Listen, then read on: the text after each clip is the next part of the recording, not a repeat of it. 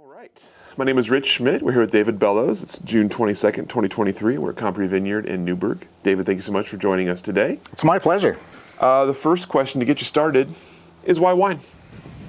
Why wine? Oh man, that's where do you even start on that one? I guess I didn't really have any experience with wine. I'm not like a fourth generation winemaker. Both my parents are kind of, children of the Depression and all four of my grandparents were teetotalers. So I don't think either of my parents had a glass of wine until they were out of college and, starting a family. So wine was not something, in our daily experience growing up. My dad did own some grapes in the Central Valley just as an investment in the 70s, but it had nothing to do really with the consumption of wine. And it really wasn't until I got to college, I think, that I discovered wine. And it was, I guess, not serendipity, but providence. One of my roommates in college was the manager at a market in Dana Point, California, and he ran their wine program. And so he started inviting me to kind of trade tastings. And then at the same time, I started working my way, I was at San Diego State at the time.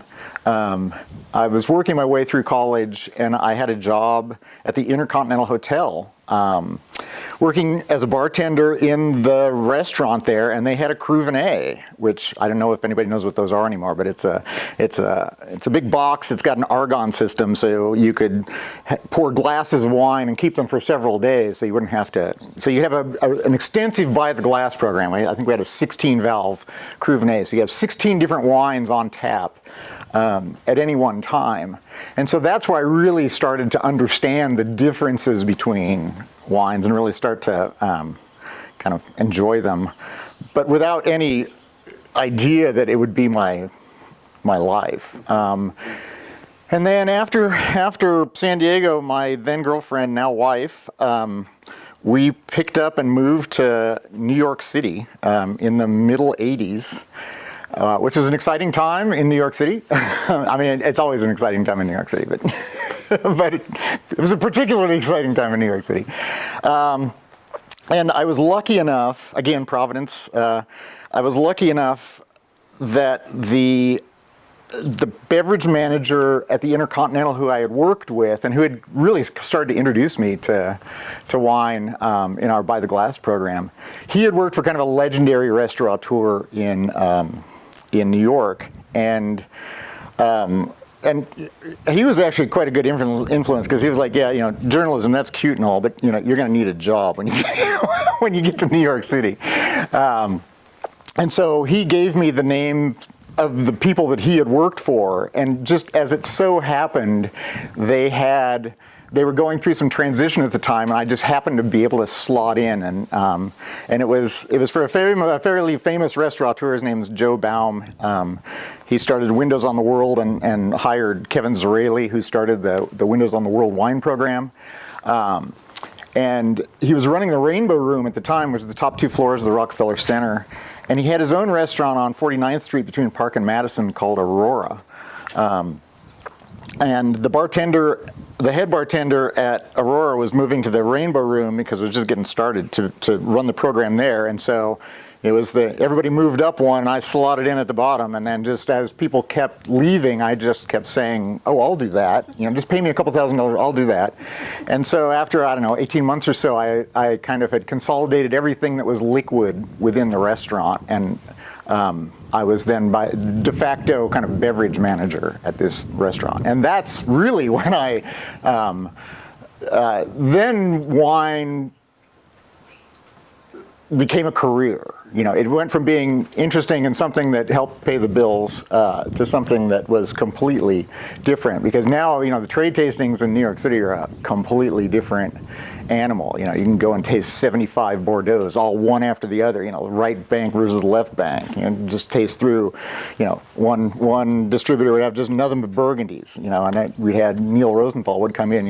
on a weekly basis, it seemed, and gave me a complete education in Burgundy, and that's kind of when I fell in love with Chablis. Circumstances kind of drove us out of New York City. The early 90s was a really exciting time to be living in New York City.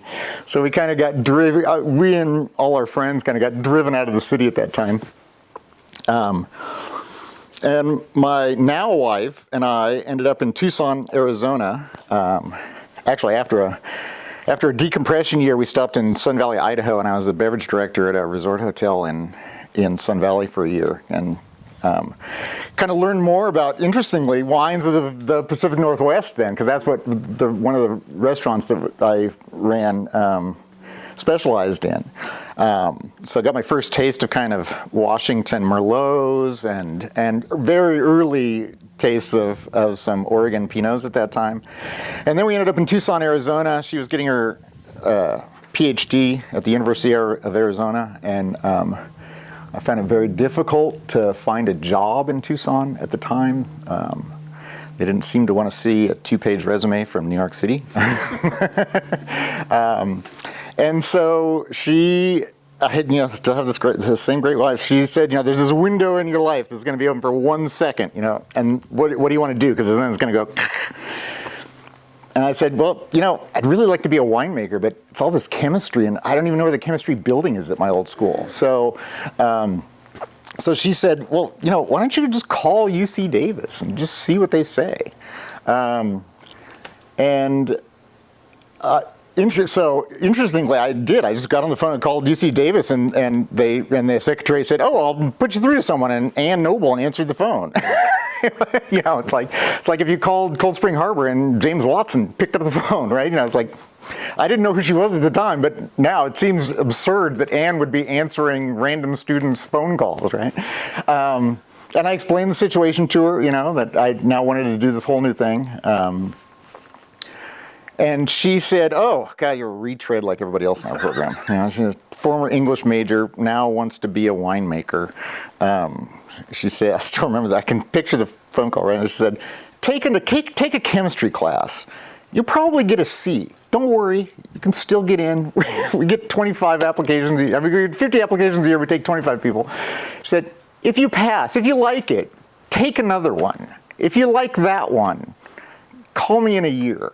And so I did, but now I'm the 30-year-old guy who's run a $3 million business. I'm this guy in the front row, So it turns out, unbeknownst to me, I was really good at chemistry. I had no idea. Maybe it was just because I was really interested in it. And so I called her back in a year, and she said, "Okay, well, clearly you've got the interest. So I'll send you this list of classes, and then go ahead and take them, and then you can apply to our master's program." And it was effectively a template for the biochemistry degree at the University of Arizona. So I thought for another 6 units, I can have a second bachelor's degree if I'm going to have to go through all this pain anyways. So that's what I did. I enrolled in the biochemistry program at the University of Arizona. And again, Providence stepped in. They had this fantastic program called UBRP, the Undergraduate Biological Research or Biology Research Program. And it was funded by Howard Hughes Medical Institute and the NSF, I think, at the time. It was nascent at the time. But the idea was undergrads could work in a laboratory for a professor. You were like a mini grad student. You got to work full-time in the summer and then part-time during the school year. And they paid you for it. But most importantly, you got to work on the same project for multiple years. You were like a mini master's student. And that just opened my eyes to, he seduced me with the shiny toys of the laboratory, and I got completely distracted from my intent and fell in love with laboratory work. And so I ultimately did not apply to Davis. I ended up enrolling in a PhD program in molecular biology at a big medical school on the East Coast. So I aimed here and I hit here. But it was a fantastic time. got trained as a scientist. I learned to think critically. It was like the 80s in New York City. There were fascinating things going on in the early 90s in molecular biology and cell biology, and it was just a thrilling period. And so I stuck with that. So upon my graduation, I was a scientist, and I didn't, wine was not in my thoughts. Well, it was a little bit, because when I went to do my postdoc, I picked yeast as my model organism. The same yeast that makes wine, beer, bread, and whiskey, so that I could, close the circle if I wanted to at the end, which I've now done. And so that was fascinating too, just delving into the inner workings of yeast for 20 years, basically, is what I then did. And I was a breast cancer research fellow at a research institute in Toronto, Canada. That's where I really first became a yeast geneticist. And I had this really fun project that was interesting to other people as well. And so after 5 years, there was this university in New Zealand that wanted to get my exact project off the ground. And we don't have enough time to explain what the project was, but so I was recruited to this university, Victoria University of Wellington, New Zealand, and became an assistant professor of biology. I had my own research lab, and we were doing work using the yeast deletion set, which won't mean anything to any of the people in your who are watching this, but it was a heady time. It was the beginning of genomics, and I had a collaboration with a natural products chemist down there who was a diver. So we would go diving in Tonga and pull up sponges and sea cucumbers and things like that, and he'd grind them up and look for compounds that were he'd never seen before at high concentration, and then I had a system that would kind of point the direction of what the mechanism of action might be. And so I did that for a number of years, and then the grant-to-grant lifestyle was kind of killing me slowly and then quickly. And so I said, well, I've put my brick in the wall, graduated some PhD students, and published my 25 papers or whatever it was. So I said, all right, that's it.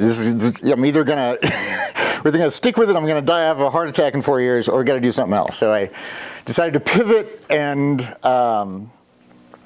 we repatriated. My wife and I repatriated to the Willamette Valley, and I just started doing everything in the wine business. I started working on the bottling line. I worked in the tasting room. I worked in the cellar. I did, multiple harvests in the cellar. Went back down to New Zealand and did a harvest in the lab at a big winery in Marlborough,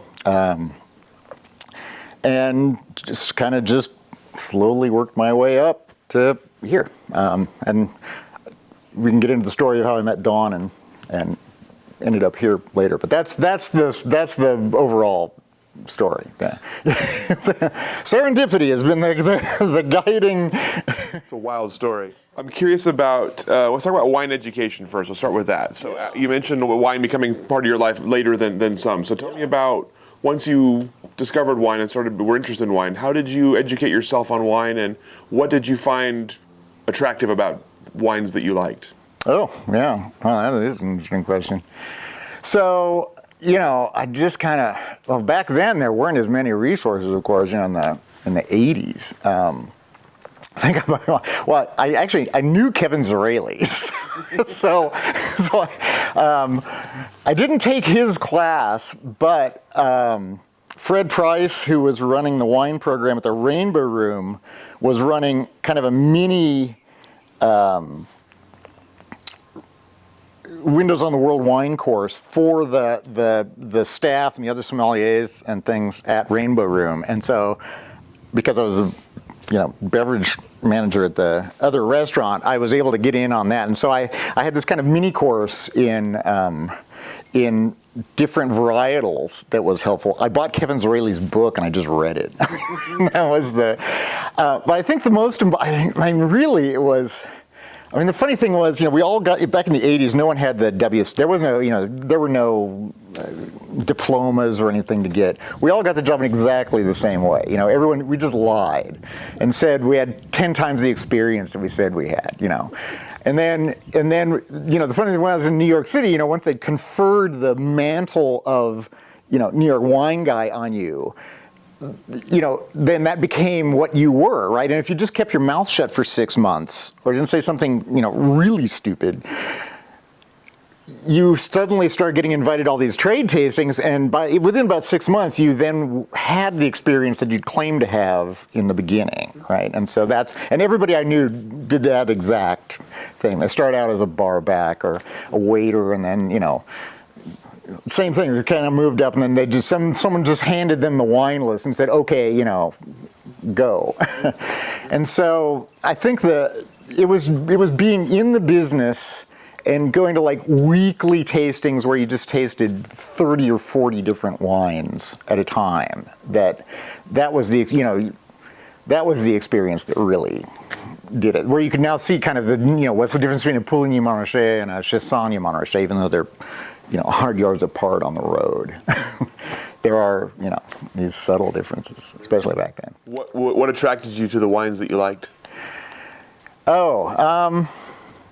Yeah, I kind of fell in love with Burgundy. Well, the restaurant, we were heavy. We had a Michelin two-puff chef, and so I think, was it a restaurant in Paris? You can edit all that out because I can't remember where he's from. But so we were, the wine list was heavily weighted into Burgundies, and so I really kind of just fell in love with Pinot Noir and Chardonnay because it was like 2/3 of our wine list, right? And I think I liked the fact that Pinot Noir was this chameleon that you would take, you'd take a sip. Or a smell, and you'd set it down, and you'd be drinking, you'd be eating dinner and talking, and then they'd pick it up again 10 minutes later and take another sip, and it was a completely different wine. The air had gotten to it, and now it had different characteristics or different aromas that it had 10 minutes ago.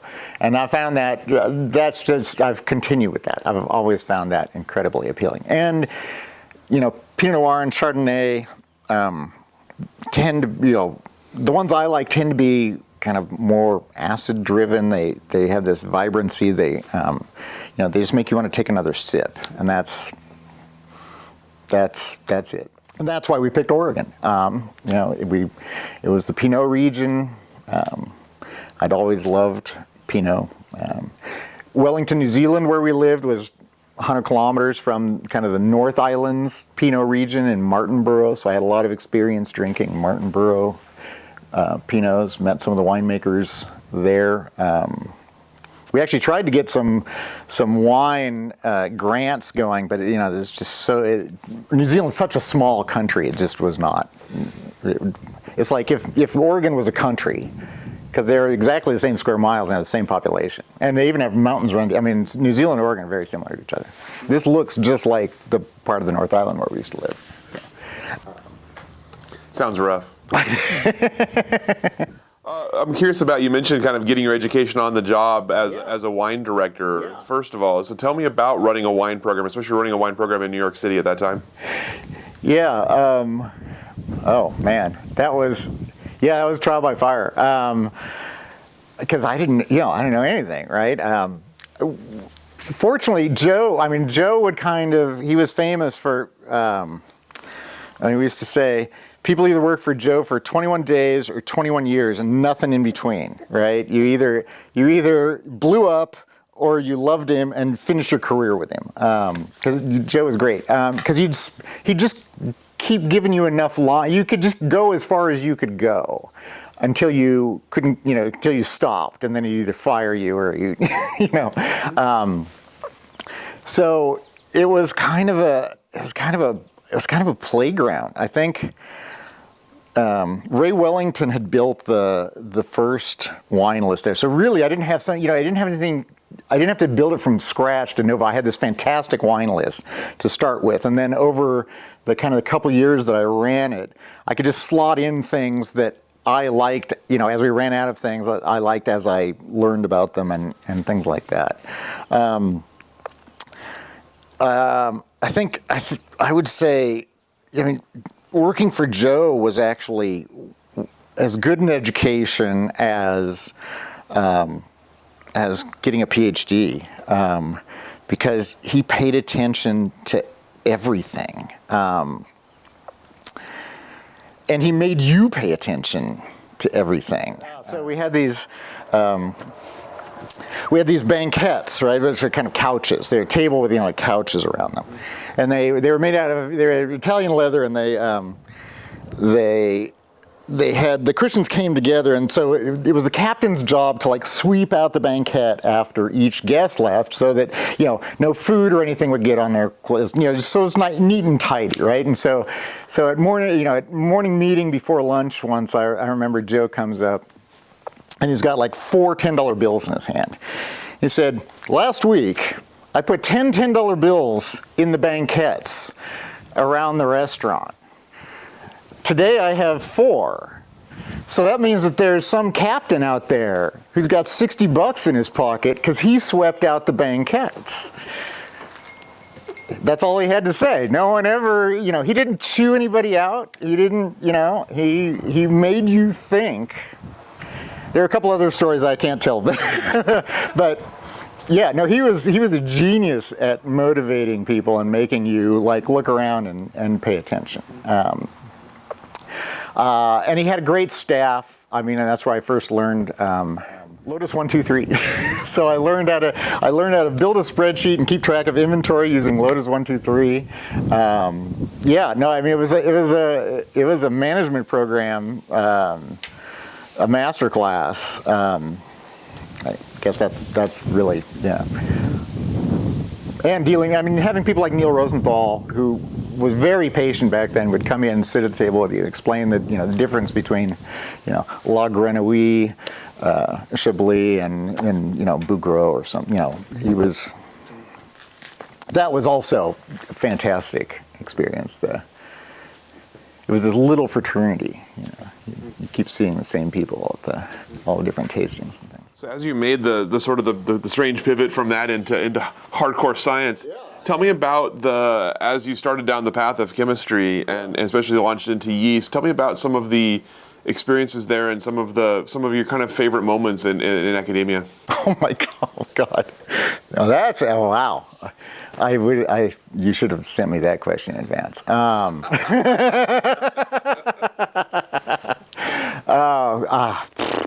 Okay, all right. I guess I don't have a specific one. I think the thing that really attracted me to science, kind of from the start, working in the undergraduate lab at Arizona, and he was like Joe Baum too. That was another. My professor was another fantastic guy. He was this Renaissance man. He was he was at the end of his career. He was in the National Academy of Sciences. He'd been this, lifelong entomologist and biochemist, and he really kind of, opened the door and just showed me into this room of wonders, right? And so I guess the thing that I've always said is that it's the moment of discovery. It's the when you're developing the film, or you're doing the final calculation on calculating the curve on the experiment that you've done, and for one instant you know something that no one else in the world knows. And then you go running down the hall to your PI and go, we know this, right? And there's no feeling like that. And that'll keep you going for those 45 other experiments that all fail, right? Or don't tell you anything or what you wanted to know.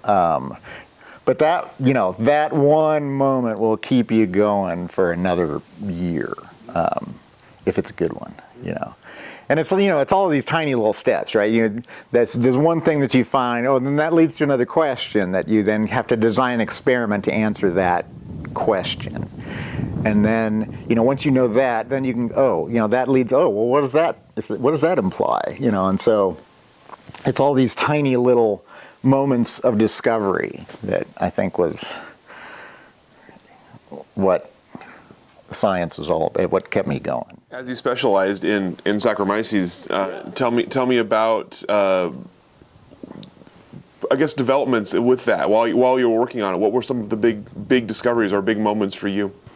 Oh, a lot of them were external. It was kind of a heady time. So I got to work with what's called the deletion set. And so the idea is that, yeast they're like this 1967 VW Beetle of the eukaryotic world. We're like a Lexus. They're like this little Volkswagen. They've got all the same kind of stuff that we've got. They got four wheels, they got an engine, they got a windshield, we've got sat nav and stereo with 10 speakers and all that stuff. But it's the same basic outline, right? And so because they're so simple, they're easy to work with, and many of their genes work in us and vice versa. So you can do, like cancer discovery using yeast because it's the same blueprint. But at the time, so what the nice thing about yeast is they're very easy to work with. They double every hour and a half, and you can do what's called a transformation. You can put a gene or take one out in a yeast in a couple of weeks.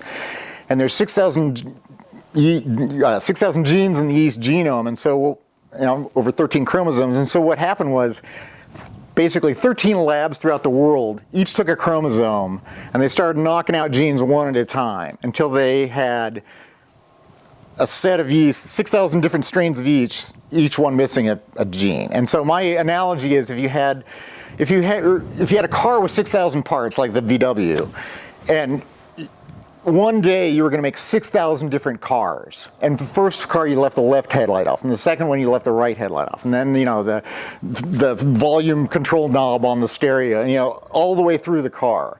And you went and drove them out and parked them in the parking lot. Now you've got the carnome deletion set. And now you can start doing experiments on this grand scale over the genome. So to stick with the car analogy, you could wait till the hottest day of the year, have 6,000 of your friends come and start all the cars at the same time and drive them away. And the ones that are left in the parking lot all have something to do with the cooling system because they can't stand the heat, right? So now you can find all of the mutants that are involved in cooling in one shot. And you can do it, and because of genetics, you can do it the other way too. You can say, if I change, if I take one of my cooling mutants, what other mutants do I see? And so we did the same thing. We had 6,000 yeast genes. We had 6,000 yeast strains, each one missing a different gene. And so we were doing drug discovery that my colleague in New Zealand was interested in finding drugs. And so the idea was he would find these compounds within animals, like sponges are non-motile, they've got to stand and fight, right? And so the assumption was things that they're making at high concentration might be defensins, things that, will poison other things. And so he would purify those, and we'd put them on the set of 6,000 deletions, and then you'd look for the guys that couldn't drive away. You'd look for the ones that couldn't grow. And if they all had something in common, then you'd say, oh, well, maybe it's affecting this thing. And the classic example is cisplatin injures DNA. It's a common anti-cancer drug. And what it does is it makes DNA, it breaks up DNA, and so the cell can't keep going because it's having a hard time replicating its DNA. And so at low concentrations, yeast and you and I are really good at repairing our DNA. What you find is there are mutants that are not good at repairing their DNA. Those guys are super sensitive to cisplatin. But something that's involved in sugar metabolism could care less about cisplatin, right? A mutant that is having a hard time making, doing glycolysis still grows at the exact same rate. And so you can say, oh, all the mutants I'm getting back are all these rad mutants, all these radiation mutants, all these DNA damage repair mutants. Maybe it damages DNA. And so that was the system that we did. And so some of the discoveries were things like, within systems of intercellular transport was one of the things that we found, one of the drugs hit, But we were doing this, on this grand scale using robots that would pin out the yeast colonies onto different plates. And yeah. And I'm curious from that, you mentioned obviously it being a big part for cancer. So why breast cancer specifically? And were there any breakthroughs in there? No, so, I mean, this comes back to being an academic. I was a breast cancer research fellow because there was this fellowship that in fact it was a Department of Defense. I was a U.S. Army breast cancer research fellow because it turns out the Army employs a lot of people and they get breast cancer and prostate cancer. So they have a breast cancer research program and a prostate research program that was funded through the Congress, but the Congress doesn't actually write checks. They can grant the money, but the money needs to come from somewhere. So the Department of Defense ended up with the actual funding arm. So, many cancers have similar causes, and so a gene that affects breast cancer or prostate cancer, if it exists in yeast, you write the grant, that's pointed towards breast cancer. But it was generally cancer, anti-cancer. We were looking at combinatorial drugs for cancer that, if one drug did a little something but didn't make you lose your hair, and one drug did a little something but, you didn't get nauseated, if you put them together, would it really nail the cancer cell without having some of the side effects that the super toxic one, because the traditional anti-cancer agents are just like napalm, right? I mean, you just go in with a big bomb and hope that you kill the cancer cells before you kill the patient. We were looking for a more tailored approach. If we knew the two different pathways that cancer was acting in, if we could hit it here and here, would that allow us to specifically just kill the cancer cells without killing the cells around it? Mm-hmm. So, but it wasn't. I didn't pick breast cancer. That was just the funding happened to be through there. So from that part of your career, what do you feel like are your biggest accomplishments, or what are you sort of proudest of? Sorry, I gotta ask. Gosh, I don't know. Well, I guess I just, just putting my brick in the wall, just, getting in there in the trenches and just making the discoveries and writing the papers and getting them out and replacing myself, training the next generation. That was the students were the fun part. So you had talked about earlier about obviously attraction to Pinot Noir, bringing you to the Willamette Valley after that. Yeah. So tell me about once you finally started down the path of becoming a winemaker, all those many years later. Yeah. What were your initial winery experiences? Well, I guess so on the way home, because our furniture took 16 weeks to get home, right? Because from New Zealand. On the way home, I was in the Australasian, the Australasian yeast group, because there are a bunch of other yeast biologists down there. And so on the way home, while my furniture was working its way up to like Singapore and Beijing and all, Alaska or whatever, I took a mini sabbatical and I stopped at the Australian Wine Research Institute in Adelaide for a couple months.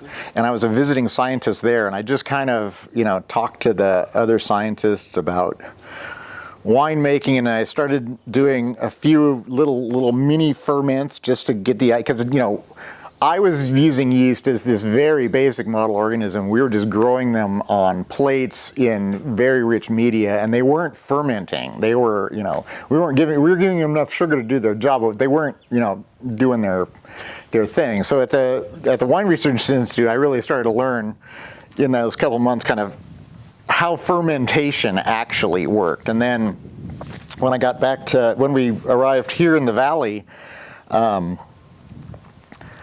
the first year I was a vineyard sampler with a winemaker,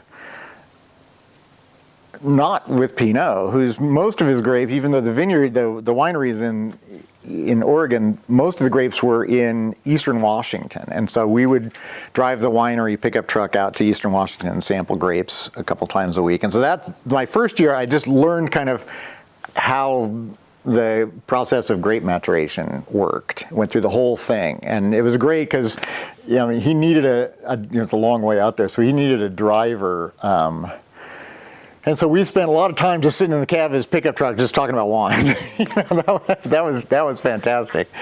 And then when that harvest ended, then I went back because I still had a driver's license and bank account in New Zealand. Then I went back down to Marlborough Sound in New Zealand and worked in a lab. Worked in an enology lab at a big winery that was made 20,000 tons of Sauvignon Blanc, which is 1.2 million cases of Sauvignon Blanc in these giant fermenters. But the lab was, again, it was like when I was an undergrad, it was this playground of enology equipment, robotic samplers and everything that you could imagine. So that was a good experience to see, things like quality control in calibrating your equipment and what kind of tests you do to make sure that things are running right.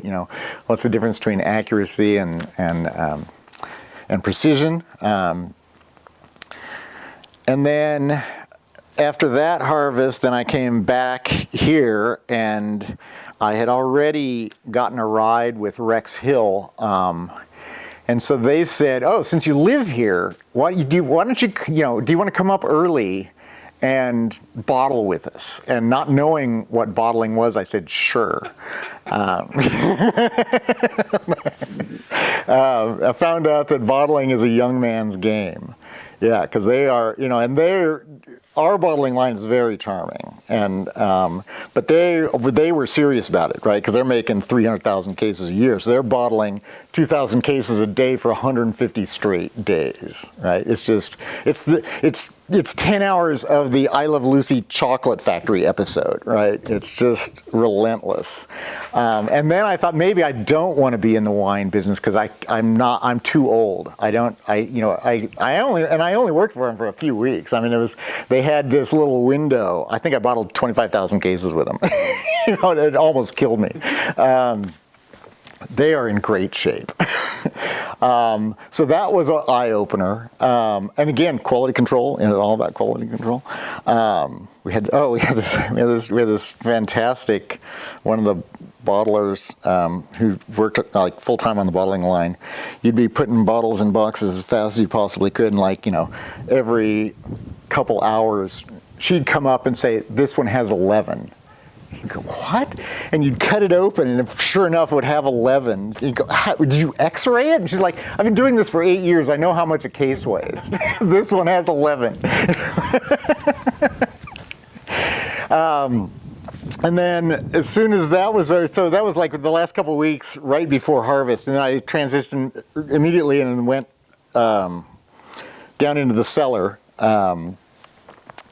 And worked my first harvest learning what a pump was and what a clamp was and actually compared to Australia where the fermentation was this big, the kind of the scale of winemaking and the first harvest, I told this to Drew too, the first harvest just kind of happens to you. You have, because from day to day you just have no idea what you're like, sure, I can hold that hose for 10 hours, okay, oh, why not? And then the next day, oh, sure, I can do that thing. Why are we doing, okay, and so, yeah, that first harvest, I really kind of learned what the equipment was and how it all fit together. And then, what year was that? That was, so that very first harvest was 2011 with Robert. And then that was the 2012. So my first harvest in the valley was the 2012 harvest. And so that was another misleading thing because, at the end of the 2012 harvest, you're like, I don't see what everybody's complaining about. This winemaking stuff is easy, right? Because that was the harvest we found out who the bad winemakers were, right? Because if you made a bad wine in 2012, it was all your fault. That was the year that you just kind of mashed it up and let it go. And then 13 came, right? And then I was like, oh, now I see. This is how they make their money. That was the year where everything went wrong. So after the harvest then, so they knew that I had this experience in retail, selling wine. And so I actually stayed and worked in the tasting room at Rexdale. So that was my first experience kind of in a tasting room. And so then I worked through the summer in the tasting room the next year in 2013, and then went back down into the cellar in 2013. And now I could actually, I knew what the equipment was, and I kind of started to see how everything fit together and why they were doing some of the things that they were doing. That was the real kind of eye-opening harvest for me. And then in the meantime, during 13, when I was working in the tasting room, we had this, I had a colleague in the tasting room who said, oh, there's this guy across the valley who needs someone in the tasting room a couple days a week, and he's a scientist too. You'd probably get along. So that's how I met Don. Yeah. So in 2013, I came and I was just his tasting room guy a couple days a week when his original guy was off, because he was trying to stay open 7 days a week at that time. And then we got to chatting. We got to talking about science and wine, and that was kismet. That was, yeah. And so then in 2014, he invited me to move over to Vidon kind of full time as his, I think my card said associate winemaker, but really it was, I worked in, it was kind of the tasting room, and it was the general winery, everything. I was really his kind of assistant winemaker. And did that for a year and a half, and then I moved to Aloro in Sherwood in 2015 and worked with Tom Fitzpatrick, and that's where I finally got my Davis education, because he's a Davis trained winemaker. So I feel like that's where I got my Davis training. And that was a good experience. I really enjoyed working with Tom, and then became his assistant winemaker. Did that through 16, and then at that point, in early 17, Don then turned 85, and he got tired of digging out tanks by himself, and so we split the business. He brought me on as his winemaker, and he took over the marketing arm. So I was the production department, and he was the marketing department. It was a two-man operation, and he'd kind of set it up. Well, we can talk about Don later. He's an amazing guy. He'd kind of set it up so one person could, really do 25 tons by themselves. That was my experience. That's why I came on in 17, and that year we did 32 tons.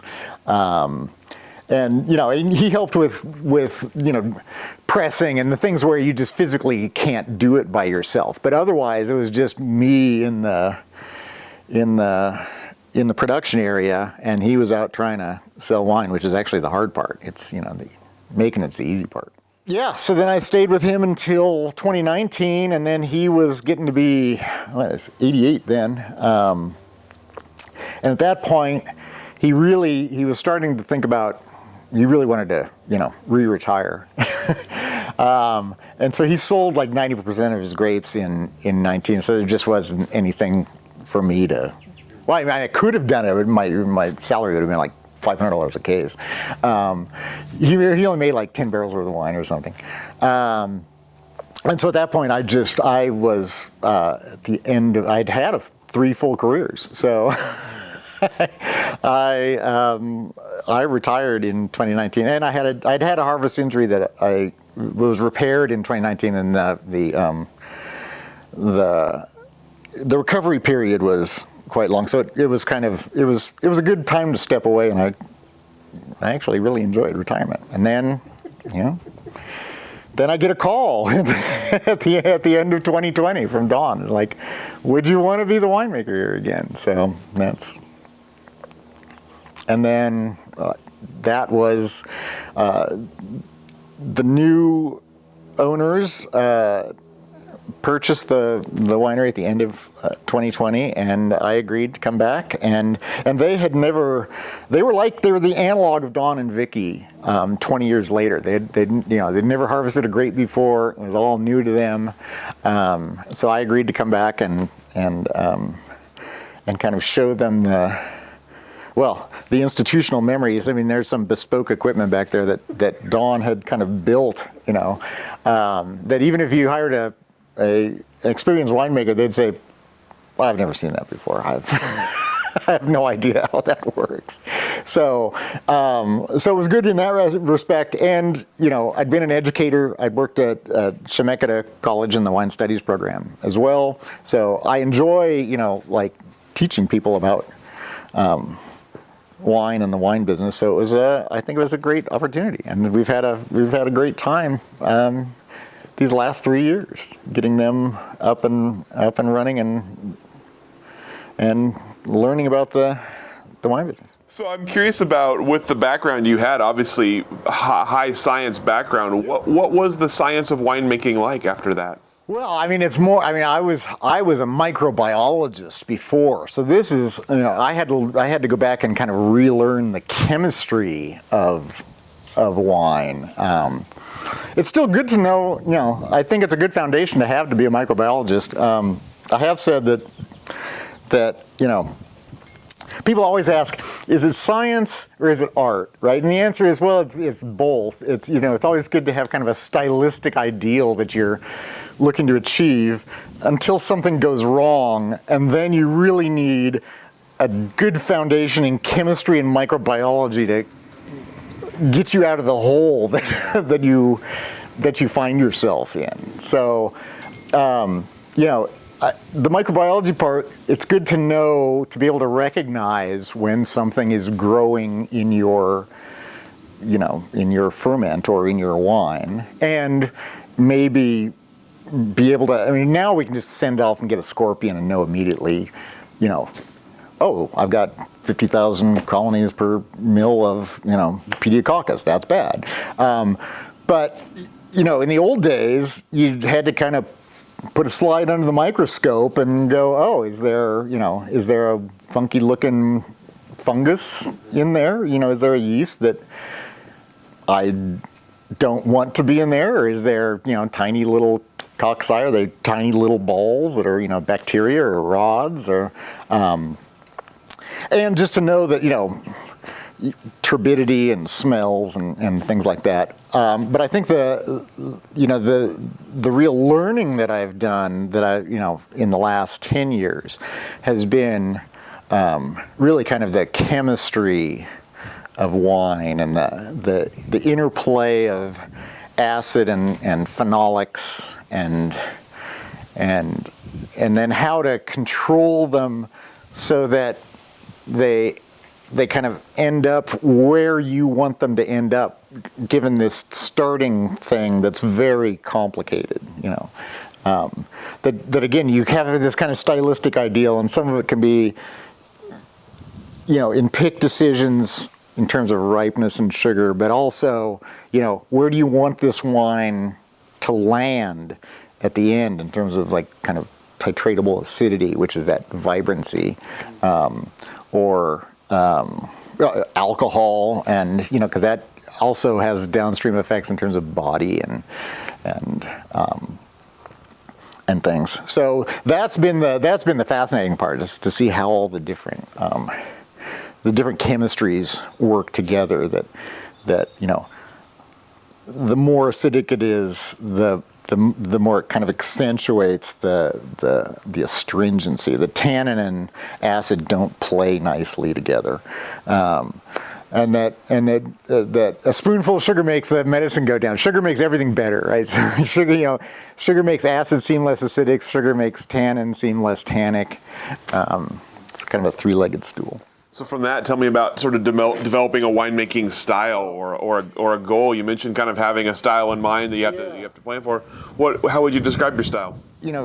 Starting back at the restaurant in New York City, I was exposed to Burgundies from the 70s and 80s, right? And so I guess I liked the wines that were kind of acid-driven. I am a sucker for that kind of meaty characteristic. I mean, it used to be you see it a lot more in the wines kind of from the 80s. And so I find those wines very attractive. And so I don't know actually, necessarily how to achieve that, but the wines that I've liked making most have had those characteristics. They've been kind of earthy, very savory. I love the savory wines over kind of the fruit of the baking spices, nutmeg and clove. And so, some of that is just don't pick as ripe so that the fruit isn't the first thing that you perceive. I like it if the wines can be anything they want to be. So each year they're different, and you just kind of let them become what they want to become. I don't have a very strong hand, like, I'm not going to say, you have to be this. When they come in, they just become what they want to become. And I guess my job is to, they can be whatever they want to be, they just can't go to jail, right? And so my job is just to kind of, that's a bad crowd you're hanging out with. Let's get back over here a little bit. And so I really, in terms of style, there's some winemaking decisions on pick days and kind of sugar acid balance. But once it comes in, I don't have I just let them become their own thing. And they're all really, they're so interesting. And you never know from year to year that's the beauty of Pinot. So with the wines here when it was Vidon and then going to Oloro, was there a big shift for you and kind of this making wine at the second place? Oh yeah, yeah. Well, again, because I think Dawn is self-trained. People always ask, how'd you learn about wines? You'd always say, oh, well, there are books on the subject. So, Don just kind of, and Don was always very interested in just kind of figuring it out for himself, because that's Don. Whereas Tom was is a very rigorous Davis-trained winemaker, and so I think they have two very different outlooks on how to make wine. And Tom, I would say, has a much more, when we talk about stylistic, he has a stylistic ideal that he's going for. And it was really interesting to see how he applied things to get to that, to get to the wine that he envisioned. And Tom's he's a very careful winemaker. I learned, so much from him about, again, I think this is a common thing, quality control, cleanliness, making sure you taste everything before you, put, Tom has a very regimented way of doing things that I appreciated, and I have, kept and adopted for my own. And then you mentioned obviously retiring and then unretiring, yes. De-retiring. So tell me about coming back and working with Drew and Aaron. Oh, well, that's been fun. Yeah, that's a fantastic experience because, it was the opposite thing. I felt like I was, from Dawn and Tom, I was learning, as a sponge, I was learning about winemaking, and then I got to turn all that on its head, and now I was the person who was teaching me that first year at Rex Hill, where, it's like, this is a pump, this is, and so that was fantastic. And it was great to see, they're like, I could see the same things, they were like these sponges, like everything was new, and it was all very exciting. You could see on their faces, it's just, they were thrilled. And that's a thrilling thing too. And it's like, that's the, in academia, that's the reward, right? The when you see the light bulb come on, in someone in the class, that's like the moment of discovery in the lab. And so, for the first, harvest is like every day was like that, right? Just explaining the basics of, this is what's gonna happen. This is, like I say, they're the analog of Don and Vicky 20 years later. They're keen. They're all in. Drew is out there on the tractor, just like Don was. Like every day he's out there in the vineyards. Paying attention. That's the, so that's a fantastic thing. So I want to back up a minute to when you first got here. Tell me about your initial impressions of the wine industry here and of the people making wine here. Oh, yeah. Well, again, I was coming from academia, so I didn't have any, other than the winemakers that I had met on travels when I was a wine buyer in New York City, out to Napa and things like that. I had no real, and that's that's a very artificial experience, right? They let you see a little bit, but just what they want you to see, right? But yeah, the coming to the Valley and starting to meet some of the characters, it was beyond my expectations, I think. I remember Sonoma from the 80s, and that was, it had this reputation for being, it was just a bunch of farmers then, where Napa even then was, this kind of very corporate, And I think when I got here, this was even earlier in Sonoma. It was, everybody seemed to kind of know everybody. They all were friendly with everybody. I thought that, I guess the collegiality was the thing that really struck me, and continues to this day, that, we still borrow each other's equipment. I know that if my pump breaks, I know someone I can call and, get theirs for the afternoon. And, where else, what other business? You'd have to sign an NDA, to...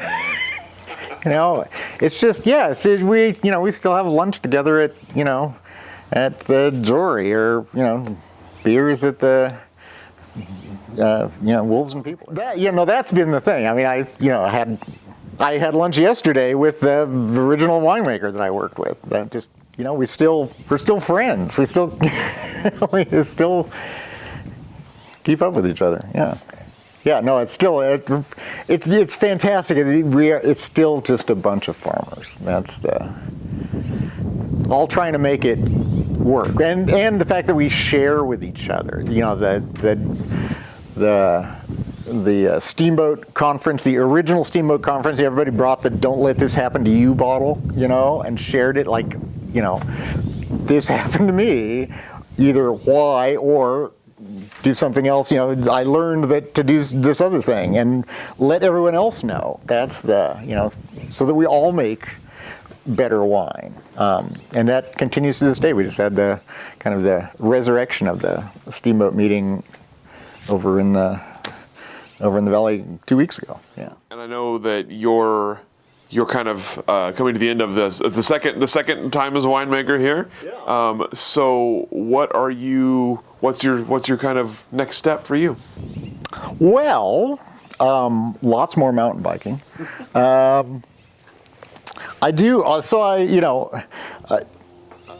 I have enjoyed academia, aspects of academia.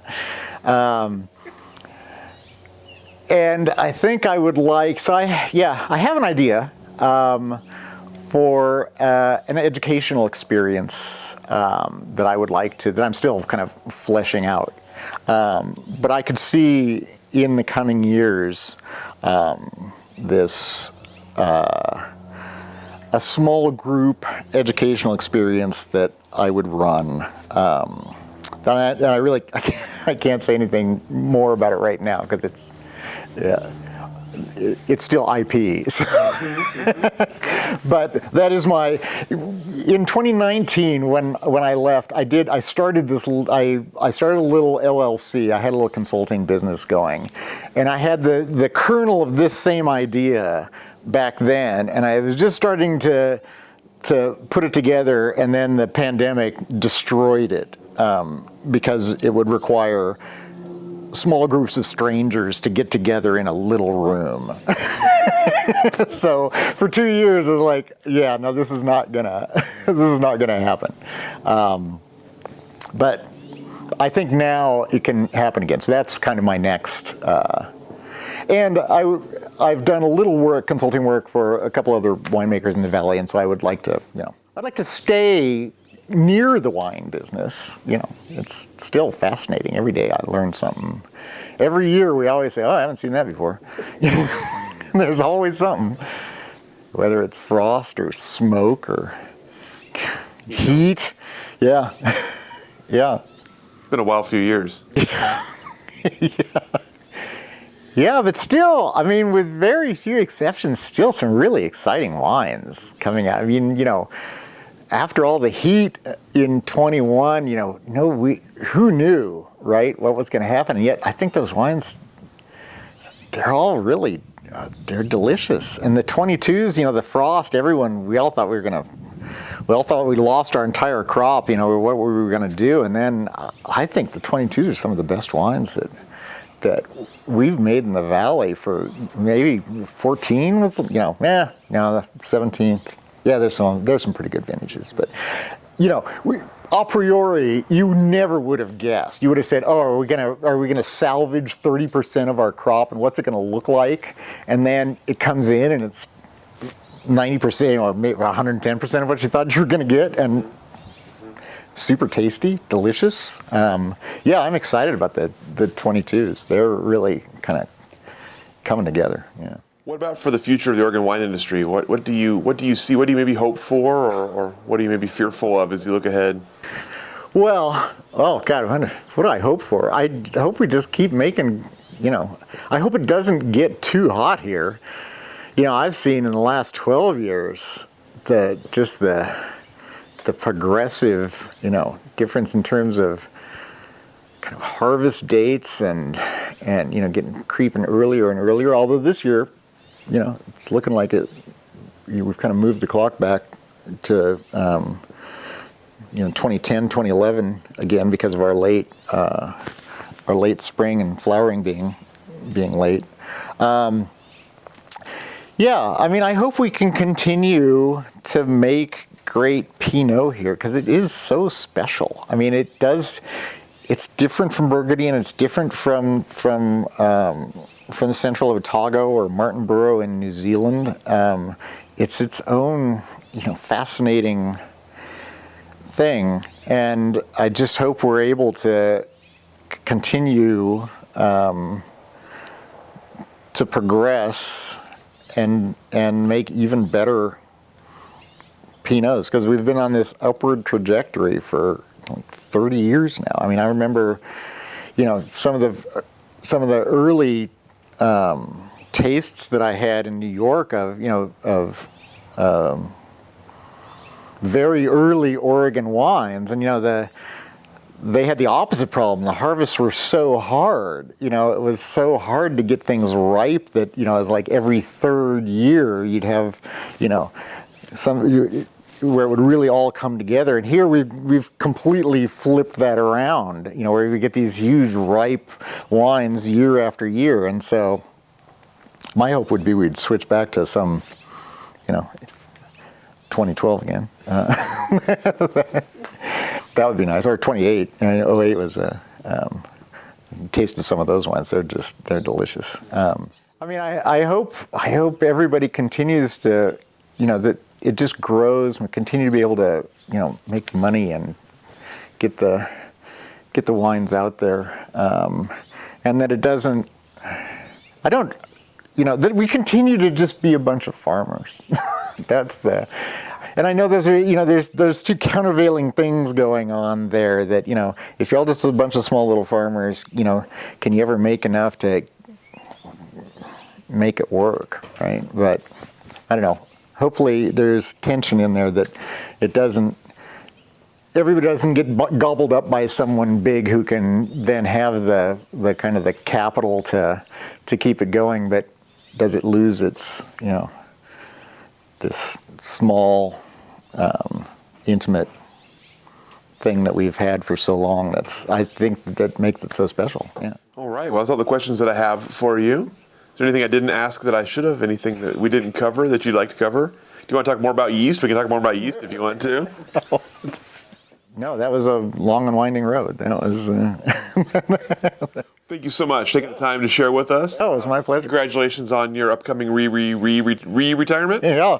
We really appreciate you taking the time to share your story, and we'll let you off the hook. Excellent. Thank you.